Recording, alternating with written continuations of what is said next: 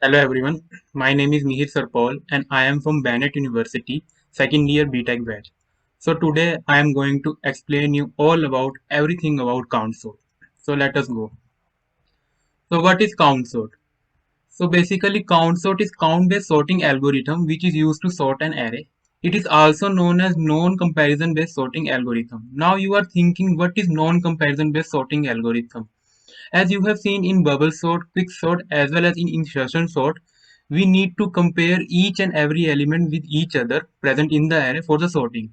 But in count sort, we are not required to compare each and every element with each other, but to sort an array, we need to count the occurrence of each and every element present in the array and store it into the auxiliary array. And then we have to do the mapping of the indexes of that auxiliary array for the sorting. So now let us move on to its working part. So how count sort work? So basically first step. So first step is to find out the maximum element from the given array. So now in the given example array, the maximum element is 8 and I have stored that 8 into the max variable. So now second step is to initialize an array of length max plus 1 with all the elements 0. Why I have initialized this array with the length of max plus 1? Because why I have give the length max plus 1? Because most of the indexes of this array will act as the element of this array.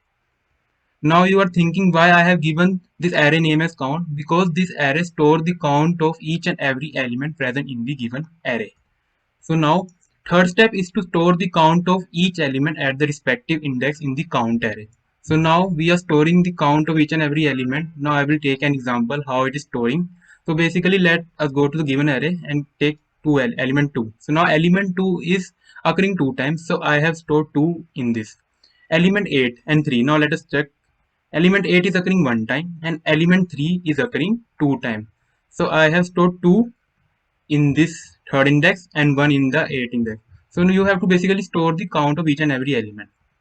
Now fourth step. Fourth step is to store the cumulative sum of the element of the count array. So now what is cumulative sum? Cumulative sum is the addition of previous initial index element with the previous index element. Keep in mind cumulative sum is the addition of initial index element with the previous index element. I will show you.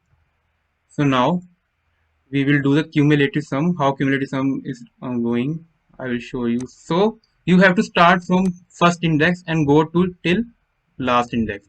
So now let us start the cumulative sum. So initial index element 1 plus 0 previous index element will give us 1. 2 plus 1. 2 plus 1 will be 3. Store 3 here.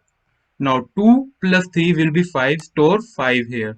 Now 1 plus 5 will be 6. Store 6 here. Like this for all you have to do. Now you can see there it is 3, 5 and 6. We have done the cumulative sum.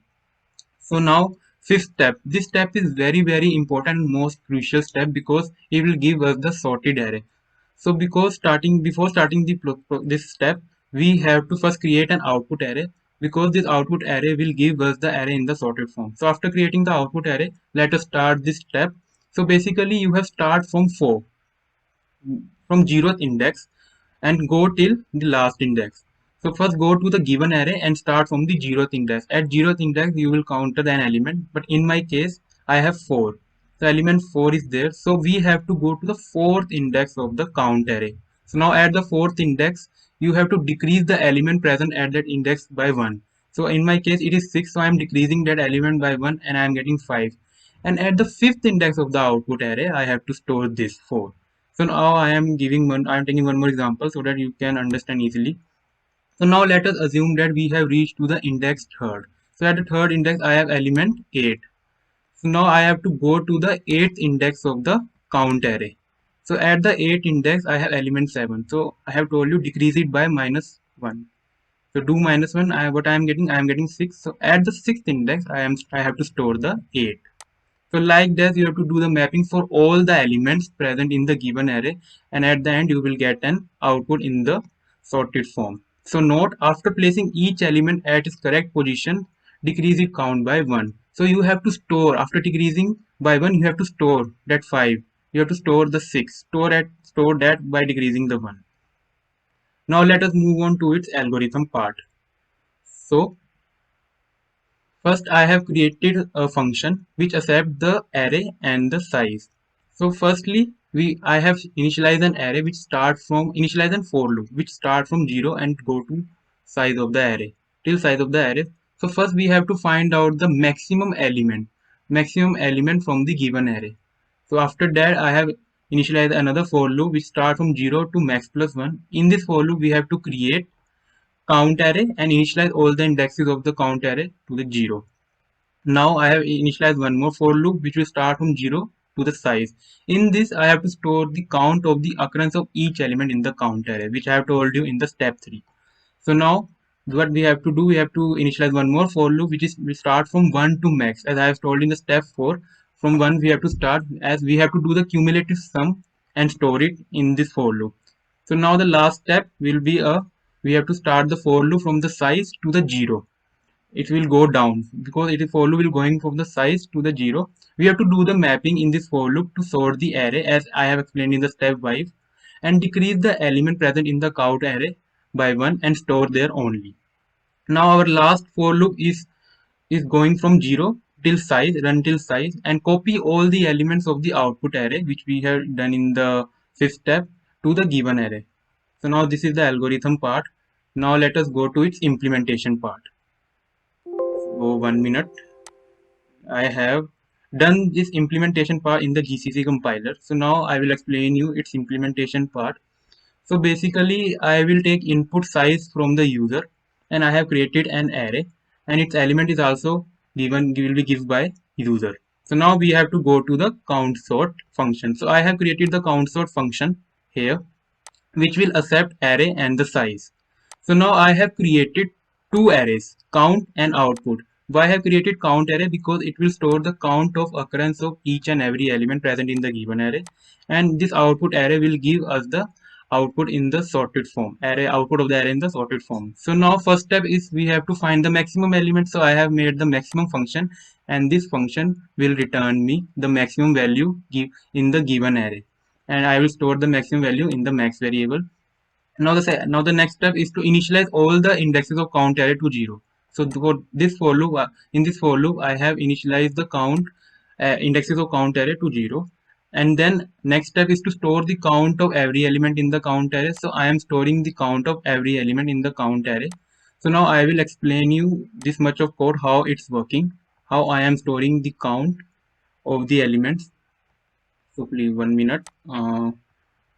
Okay, now I will explain how it's working. So our loop is starting from 0. From 0 it is starting. At 0 I have 4. So what is array of 0? It is 4. So now count, it become count 4. So now I have to do plus plus at the fourth index of the count. So now I have done the plus plus because 4 is occurring one time. So I have incremented by 1. Now I will take the example of next index. So now the loop will go to the I will go to 1 index. At the 1 index we have 2. So now write 2 here. So now do count plus plus at the second index. So it will at the second index what it will do, one at second index it is 1. It will become 1. So at second index it is 1. So now let us go to the third loop. So third loop is also we have 2. At the third loop I will show you at when it goes to second index. At second index it is containing 2. So I will write 2 here. So now we have to do at the index of 2 of the count array we have to increment by 1, so it will become 2. So as you can see 2 is occurring 2 times, so you can see 2 is occurring 2 times, so I have written 2 here. So like this for all we have to do, we have to store the count of each and every element. So now let us move to the next step. We have to perform the cumulative sum on count array. As I have told you in the step 3rd and 4th, like I have told you what is the cumulative sum, we have to add the initial index element with the previous index element. So I have add initial index element with the previous index element. So now in the next step, what we have to do, we have to do the mapping to get the array in the sorted form.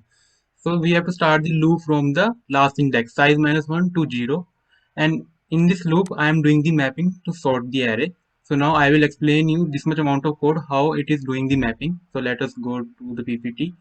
So now how it is doing. So from where we are starting, we're starting from the last index. So at the last index, what we have 1. So array of size minus 1 will be 1. So array of last index will be 1. So now check at count of 1. At count of 1 we have 1. So in place of count of 1 I have to write 1. So count of 1 will be 1. So now 1 minus 1 will be 0. So output of 0, at output of 0 we have to store the array of last index 1. So at 0 we have to store the last index element. So now I will explain with the help of another example. Now let us assume we have reached to the 0th index. At 0th index, what is the element? Array of 0 will be 4. So array of 0 will be 4. So now count, what is count of 4? Count of 4 will be 6. So 6 minus 1, now I will write 6. So 6 minus 1 will be 5. So at array of 5 we have to store the 0th index element, which will be 5. So like that we have to do. So now I will explain you its complexity part. So let us go to its complexity part. So what is the complexity? So for the first loop it is running till size, so its complexity will be O of size. And for the second loop its complexity will be O of max, because it is running till max. So as written in the table, O of size for the first loop, O of max for the second loop. Now for the third loop it will be O of size, because it is running till size, and for the fourth loop it will be O of max. So I have written here third loop O of size, O of max, and like this for fifth and sixth loop you can see it is O of size and O of size, because they both are running till size element. So now I have written in the table O of size, O of size.